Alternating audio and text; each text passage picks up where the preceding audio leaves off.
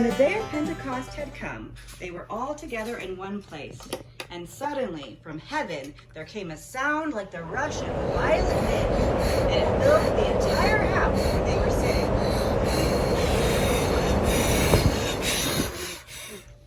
Divided tongues, as of fire, appeared among them, and a tongue rested on each of them.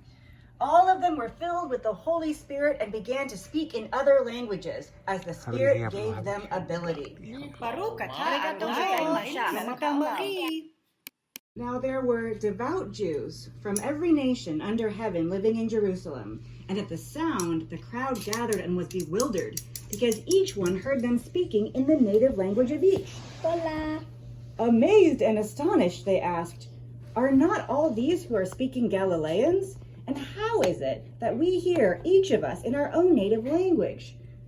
Parthians, Medes, Elamites, and residents of Mesopotamia, Judea, Cappadocia, Pontus and Asia, Phrygia and Pamphylia, Egypt, and the parts of Libya belonging to Cyrene, and visitors from Rome, both Jews and proselytes, Cretans and Arabs, in our own languages.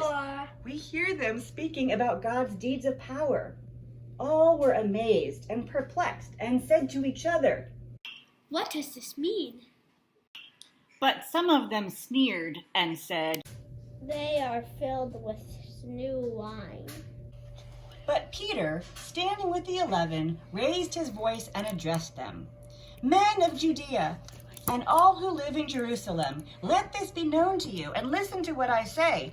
Indeed, these are not drunk, as you suppose, for it is only 9 o'clock in the morning. No, this is what was spoken through the prophet Joel. In the last days it will be, God declares, that I will pour out my Spirit upon all flesh, and your sons and your daughters shall prophesy, and your young men shall see visions, and your old men shall dream dreams.